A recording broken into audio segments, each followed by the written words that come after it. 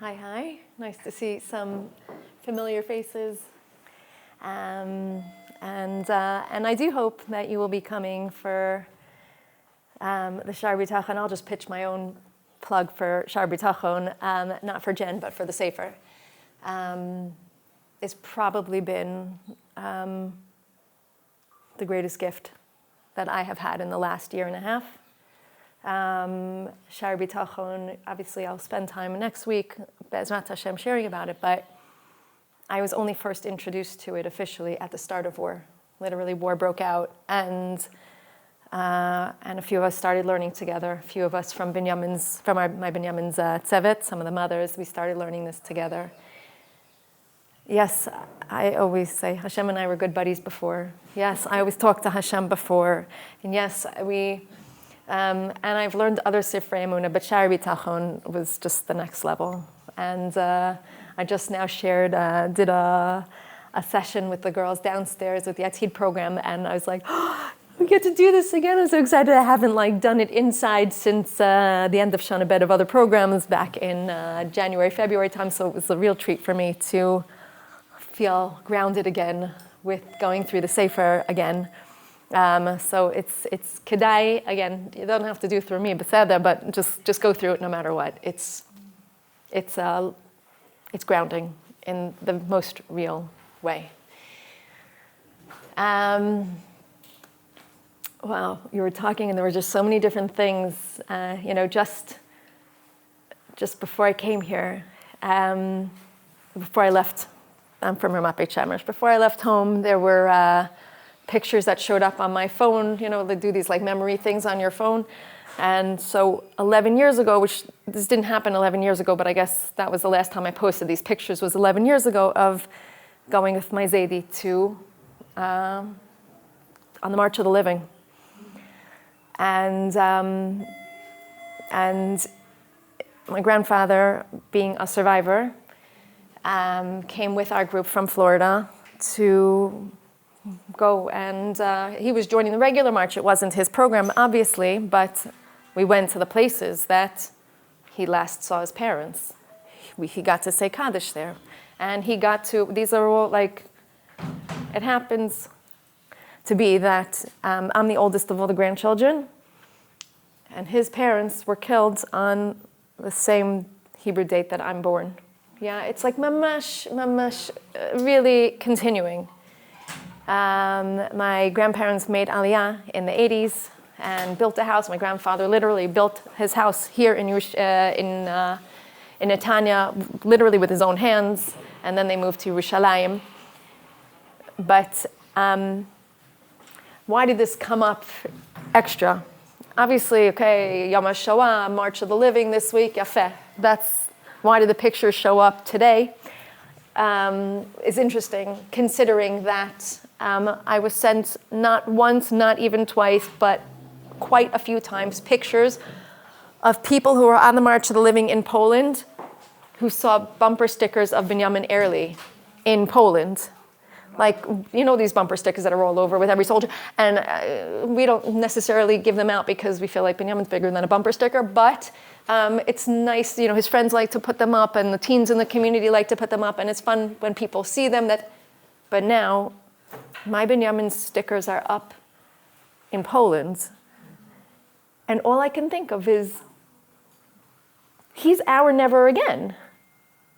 Binyamin and our soldiers are doing exactly what my grandfather lived for and built here and wanted. And I always said Binyamin and my grandfather they were very connected, meaning Binyamin was a baby, but I always said Binyamin has my grandfather's hands. He always thought I was crazy. I'm like, no, you have my Zaidi's hands. They had the same, it's this gvura. In fact, I will, one more piece I'll just say about this and then we'll move on, is that my grandfather he's always been my hero. And here's where we're going to get into Yom HaZikaron, in that he actually lived. I have other grandparents who are Nitzolei Shoah Gamken, also survivors. They did not lead the same life as my grandfather did. My grandfather lived a very happy life. He came here, he built, even in the house he built, there was a room called the Simcha room. Everybody wants to make a Simcha, use the room. He wanted, everything with him is mamash, ivdu et Hashem b'simcha, is my Zaidi. And to me, I go to his kever just to give me strength, Zaidi. Give me. You lost half your family, I only lost one child. You lived a happy life, I can definitely live a happy life. And all he wanted to do was continue. And his grandchildren, everybody should just enjoy being a Yid. This is the pillar. And I just think like they're dancing together. Zeo, a grandfather and his great-grandson who both believes in Medinat Yisrael. Well, I shouldn't say Binyamin believed in Medinat Yisrael, which I'm going to get to, but they believed in Eretz Yisrael, the Kedusha of Eretz Yisrael, the chiyuv to live in Eretz Yisrael. And that's what brings me to Yom HaZikaron now.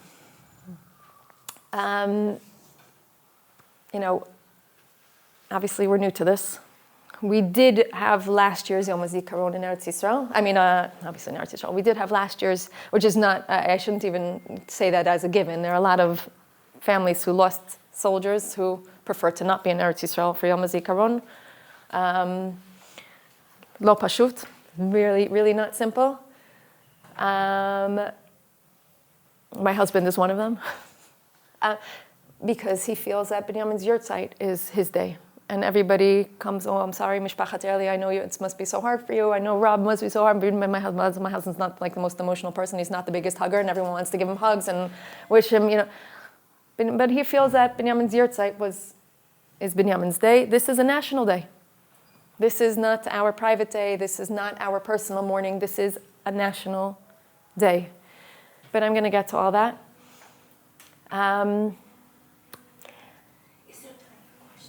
Yes. Excuse me for interrupting. It's just that the timing.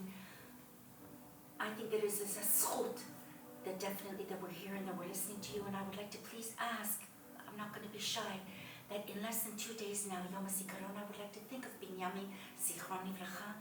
I don't know if you were planning, but just a couple of sentences, please, of what he did. Because if there is a soldier that I would like to think about, and because you said that your husband, that maybe it's a national day. Well, I'm going to demonstrate that there is a Jewish mother that would like to specifically think about a soldier that fell. If you would like to say just a couple words about your son. Thank you. Talk today, I will. I'll be, yeah. No, besimcha. And this doesn't have to be Jen's soliloquy, so please ask away anytime. Thank you. But what I did want to share about the Yom HaZikaron bit is we've had one now. Binyamin was killed in November at the start, 6 weeks into war, as a paratrooper. But I'll share no more. I'm going to share more about him. But what I did want to share is that last year, Yom HaZikaron, we didn't do the traditional Yom HaZikaron thing. Typically on Yom HaZikaron, what is mikubal, the acceptable thing to do here is you have whatever tekes, whatever ceremony in the morning, and then you go home, and then it's an open house, and it's like a shiva house all over again, where everybody comes and shares stories, lessons, memories, etc. So last year, we weren't ready for that. One shiva in a year was enough. So we went to a farm that Binyamin, I don't know if anybody was here last year. Afterwards, I shared this. Heard you speak. I shared this last time I spoke here, Nachon. No, at the Haatzmaut, the evening. So I'm sorry, I'll be boring you. Bless you. Oh, no. You can go take a nap. It's okay. So last year on Yom HaZikaron, we also heard that it's going to be painfully crowded at Herzel, unfortunately. And so we decided we were going to go to Herzel the day before, and that's when Binyamin's friends all came and met us there, and they said it was beautiful and special and difficult. And then on Yom HaZikaron itself, we went out to Neve Tzuf. Neve Tzuf is a place that Binyamin, out in the Shomron, it's actually really in Binyamin, that Binyamin spent a lot of time. From the time he was 16, he used to go out to there. And when he was there, he would protect the land, yeah? There's the Jewish community of Neve Tzuf, and Binyamin, with others, would then, there's land in between, outside of the Jewish community, And then there's the next mountain over is Arab communities. Actually, the one over there happens to be a very big Hamas stronghold. And so Binyamin and others would be out in this farm, in this chava, outside of Neve Tzuf, really to protect the community. He would take the cows herding, he would build, he would do guard duty. And this is where he even built a house there, which I always describe as really more like a insulated sukkah. It was not what we would consider, a house by any means. I mean, it took a while till he even had a bathroom. There's no running electricity, it's a generator or solar panels. I mean, this is how he lived out there. And this is where he would go when he would either come home from high school, he was in a dorm, and he would come home and then go out to the Neve Tzuf. And it's really rubble, it's really cold, it's really dirty, it's really and this is where he just felt like he had an obligation to protect the people. And he would, and again, during Hesder, whenever he would come home, he had to split his time between Beit Shemesh and Neve Tzuf. It's funny, a book just came out from the Hesder yeshivas, and a very special book, almost like a book about tzaddikim to learn from, these art scroll books, the books of, so the Hesder yeshivas have about the graduates, the bogrei of the Hesder yeshiva world, so that you can learn from them.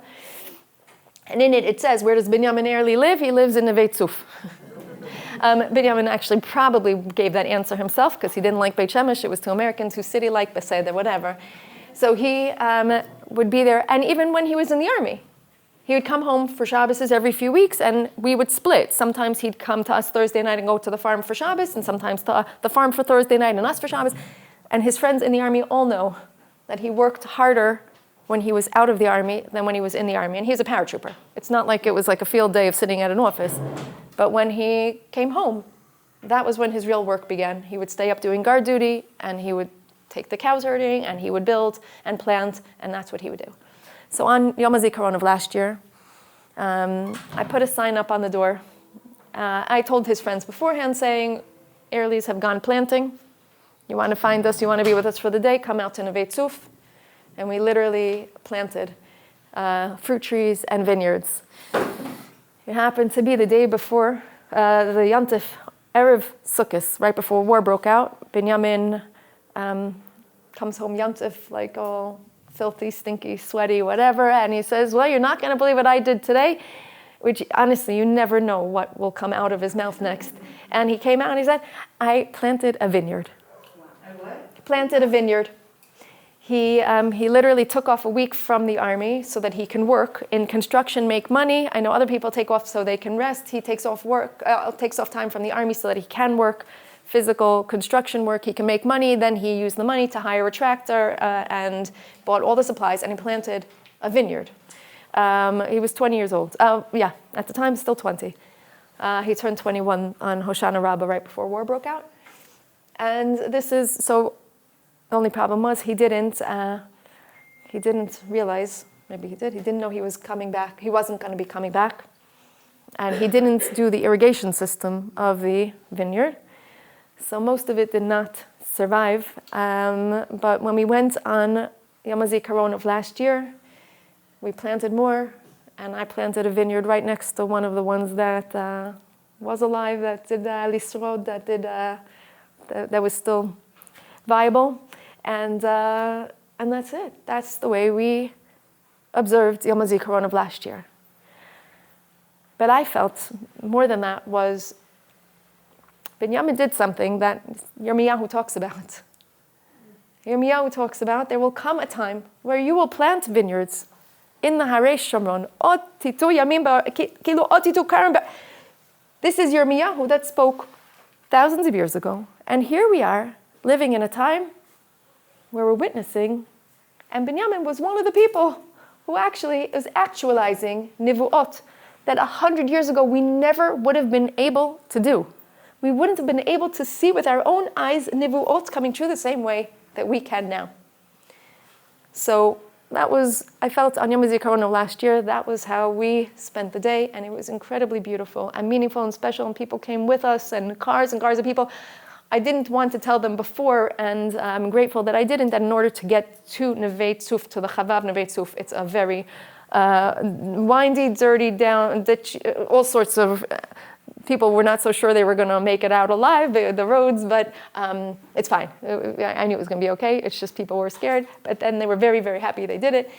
It just goes to show what kind of mesirut nefesh for all those who are there all the time and protecting and keeping the land safe. And all these chavot, especially this one, this is the way they live. And I always say, Binyamin, in fact, when the army came at some other point, and I know these big commanders in the army, they're very proud of Tzahal, which they should be.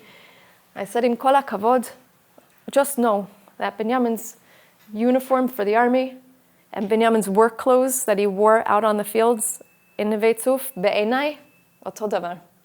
The same thing. He fought for the land and he fought for the land. Just this one, it's more kavod of the army, which I'm very proud of, don't get me wrong. And that one was more quietly. He never wanted anybody to know. He did his thing, and that was it. But this is what he believes in. This is what he believed in with every cell in his body.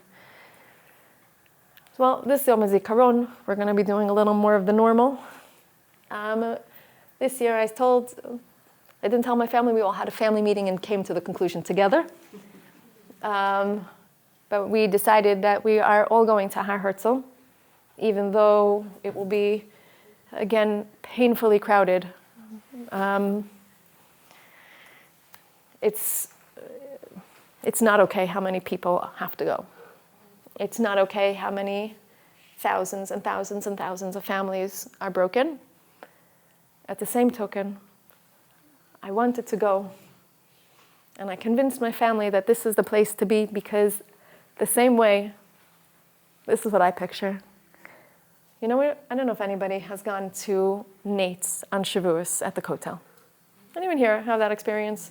Okay, any Yom Yerushalayim. We can like, it happens many times a year. And at Nate's at the Kotel, on Shavuos morning, people have been up all night. And people are coming from every alleyway, every direction, getting to Yerushalayim. And everybody's coming at the same time. And people, nonstop streams of people from every direction. So that's how I picture how Herzel is going to be. I haven't been there on Yom HaZikaron when we were a family who lost a soldier. But that's how I picture it. And I want to see that. I want to see, and I want to be part of the all types coming from everywhere, all not to mourn. It's a sad day, yes. It's not be'enai, it's not a mourning day. I don't know, I hope I'm not offending anybody. That's his yurtzeit. Hey, Kislev is Binyamin's day. That is a day of Evel for our family on whatever level. This is a day. It's a horribly sad day, but maza proud. Maza pride. These are all, every single person on Har Herzel is part of the Geula process of building Eretz Yisrael, which is Geula. They are, whether, I don't know if anybody is in our WhatsApp group of Nashim Meviot Geula. No pressure, you don't have to raise your hand, but I'm saying we have a WhatsApp group of learning every day about the Geula process. And now we're dafka, because of the Tkufa, dafka learning about the Ramban and the Rambam of is Medinat Yisrael piece of the Geula or not? Is it making Eretz Yisrael the right? I'm not going to get into it, but obviously it's part of the Geula process. The fact that the Jews have a place to be, I mean, this goes back to my Zaidi and Yom HaShoah. They didn't have this. We didn't have an army. We couldn't protect ourselves. We didn't have a home. We couldn't build our land and make it grow and plant and be flourishing and watch the Nisim Beniflot in front of our eyes. Every single person that's buried on Har Herzel and every other military cemetery is making it all happen. I'm not going to be proud. I'm not going to be honored. I couldn't be prouder. And that is,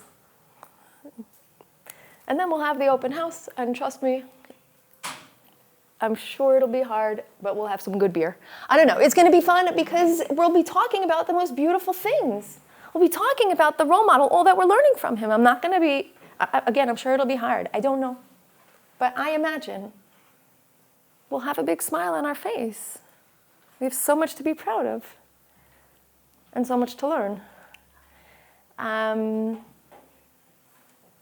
But then the bigger question is going to be, every year I personally And maybe this year actually will be different. But every year I've had a very hard time transitioning from Yom HaZikaron to Yom Haatzmaut. Now we just flick the switch. We're crying and all of a sudden we're ready to sing and dance and everything is wonderful and amazing. Like how do we just do that? But I actually feel like this year is going to be different for us.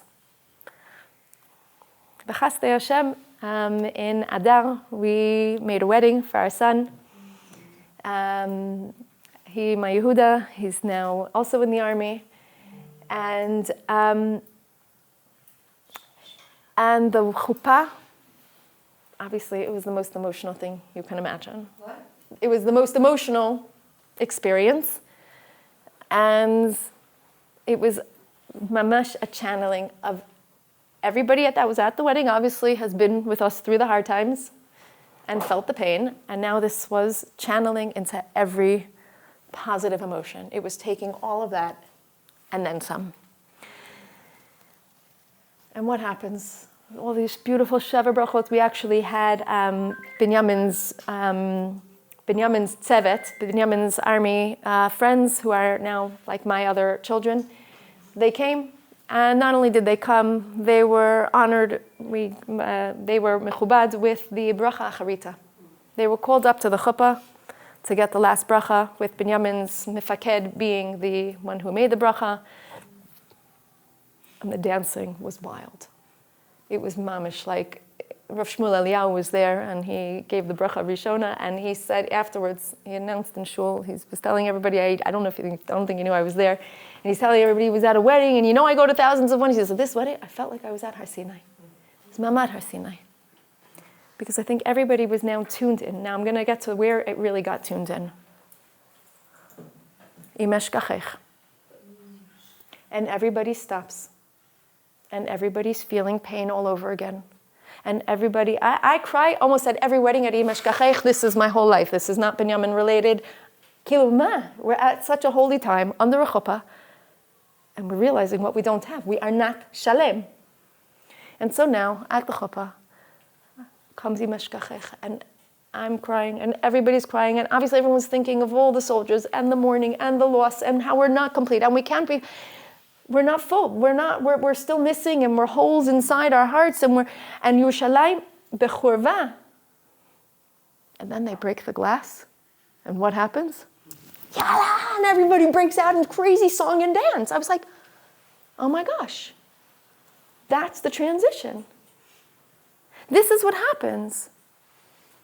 On the day that we heard about Binyamin, that Shabbos, the soldiers came, and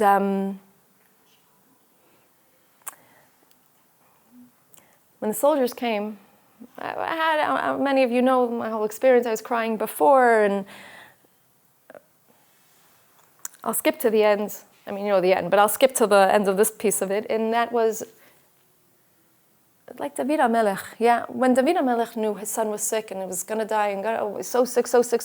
And David is sitting on the floor and he can't do anything, can't eat, can't anything.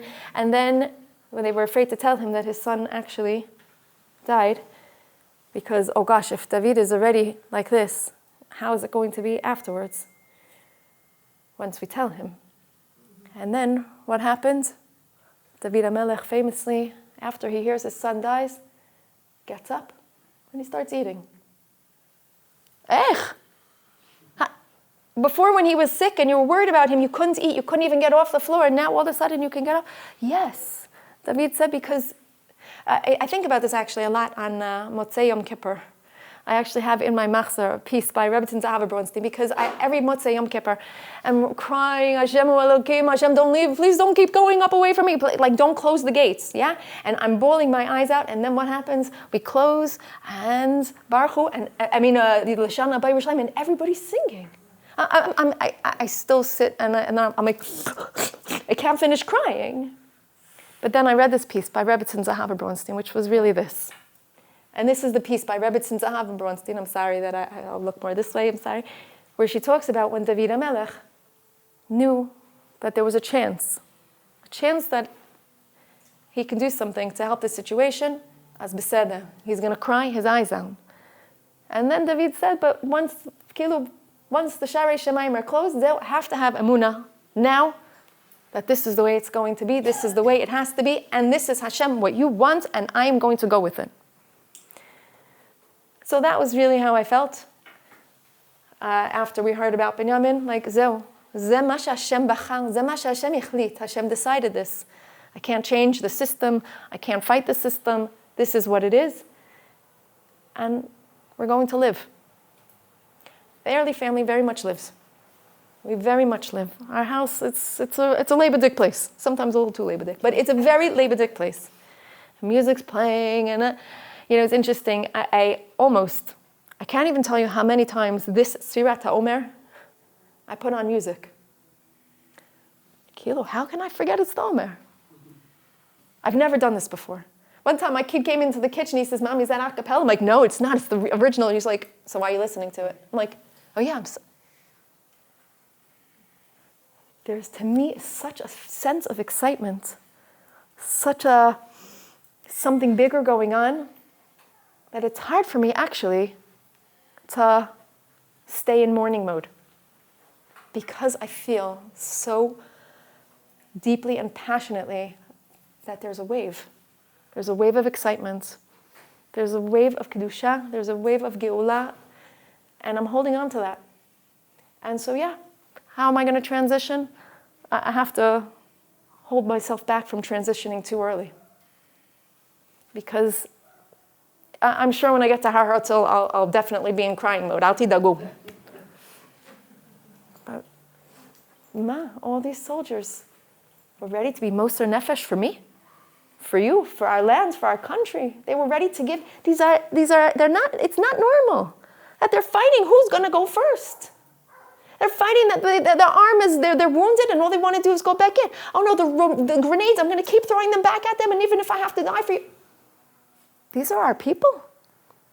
This is the Mesirut Nefesh that Am Yisrael, that everyone at Har Herzl was ready to give, and we do also. We do our fair share of Mesirut Nefesh. And if not, then you have to start. But this is what they believe, and I couldn't be prouder of our people. So transitioning, I don't think will be very hard. I'm looking forward to singing Hallel.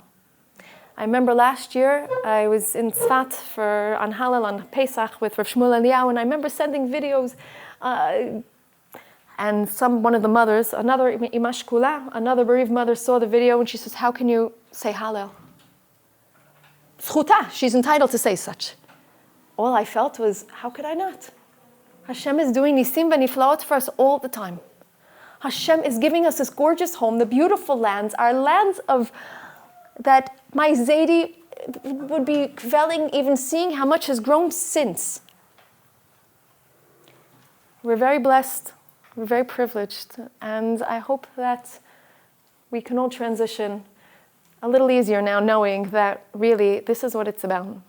Being so appreciative. This Hallel is so maleh toda'at Hashem, todat Hashem for giving us the bracha to live here in His Eretz HaKdusha, shenizkeh be'ezrat Hashem, to really feel the Kedusha of the Eretz and of the Kedusha of the people, and to be zocha, to witness really the tzmicha of David HaMelech's, of everything happening right in front of our eyes. We should be zocha, kvar achshav, to be zocha to greet Mashiach and witness the Binyan Bayit in our times. Amen.